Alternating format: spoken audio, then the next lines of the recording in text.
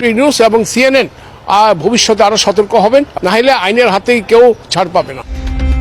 অধ্যত্ব আর দম্ভভরা বক্তব্যে তৎকালীন শেখ হাসিনা সরকারের অনিয়মের এজেন্ডা বাস্তবায়নের খলনায়ক অ্যাডভোকেট খুরশিদ আলম খান। ওনার নামটা নোবেল জয়ী হিসেবে যুক্ত করা এটা মোটেও সমীচীন নয়। ব্যক্তির বিচার হচ্ছে, নোবেল জয়ীর কোনো বিচার হয়নি। ব্যক্তি ইউনূস এবং গং। দুর্নীতি দমন কমিশনের আইনজীবী এই খুরশিদ আলম দেশ তথা বিশ্ববাসীর কাছে সম্মানীয় নোবেল জয়ী প্রফেসর মোহাম্মদ ইউনূসের বিরুদ্ধে প্রায়শই কথা বলতেন আক্রমণাত্মক ভঙ্গিতে।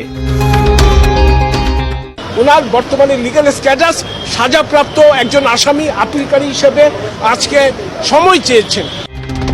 প্রফেসর মোহাম্মদ ইউনূসের বিরুদ্ধে প্রতিটি মামলা লড়তেন, বক্তব্যে আইনজীবী পেশার চেয়ে রাজনৈতিক বিরোধিতায় প্রকাশ করতেন দম্ভ ভরে। উনি শুধু নোবেল লরিয়েট করছে, উনি সাজাপ্রাপ্ত আসামি, সেটা আমার দায়িত্ব না, সেটা ডিফেন্সের দায়িত্ব। এর সবই করতেন সে সময়ের প্রধানমন্ত্রীকে খুশি করতে, যেন শেখ হাসিনার চেয়েও এক কাঠি সরেস এই খুরশিদ আলম। যেখানে ইউনূস সেখানে কলকারখানা প্রতিষ্ঠান, আইনি লড়াই কাউকে ছাড় দেওয়া হবে না। তৎকালীন শেখ হাসিনা সরকারকে খুশি করতে নানা ছলাকলায় নোবেল জয়ী ডক্টর মোহাম্মদ ইউনূসকে হয়রানি করতে আশ্রয় নেন কূট কৌশলের, তুচ্ছ তাচ্ছিল্য করেন নোবেল পুরস্কার নিয়েও। ওনার শুধু একটাই কথা, উনি নোবেল লরিয়েট, মানে ওনার কথাটা হলো নোবেল লরিয়েট শুনলেই ওনাকে সবকিছু দিতে হবে। দিতেন মামলার হুমকিও। ডক্টর মোহাম্মদ ইউনূসের বিরুদ্ধে হয়রানিমূলক মামলায় বিশ্বের রাষ্ট্রপ্রধান ও বিশিষ্ট ব্যক্তিরা উদ্বেগ জানালে তাদেরকেও হুমকি দিয়ে সতর্ক করতেন খুরশিদ আলম খান। সবাই আইনের চোখে সমান, সে নোবেল লরিয়েট হোক আর সে রিক্সা পুলার হোক। হিলারি ক্লিন্টন, আপনি বিশ্ব নেতাদেরকে নিয়ে আপনি বাংলাদেশে আসুন, শুধু আবেগের বশবর্তী হয়ে গুরুত্বপূর্ণ ব্যক্তির পক্ষে এটা মানায় না।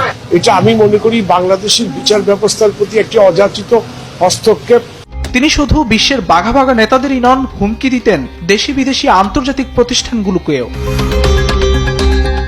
আপনি বিশ্ব নেতা হন, নোবেল জয়ী হন, কোনো আইনের কণ্ঠরোধ করা যাবে না। আমি মনে করি এটা টিআইবির একটি ব্যর্থ প্রচেষ্টা। শেখ হাসিনা সরকারের তোষামোদকারী অতি উৎসাহী এই আইনজীবী বিনিময়ে হাতিয়ে নেন সরকারি নানা সুযোগ সুবিধা। দীর্ঘদিনের দায়িত্ব পান দুদক আইনজীবী হিসেবে। ডক্টর ইউনূসকে নিয়ে এত মাথামাতি কেন, আমরা বুঝতে অক্ষম।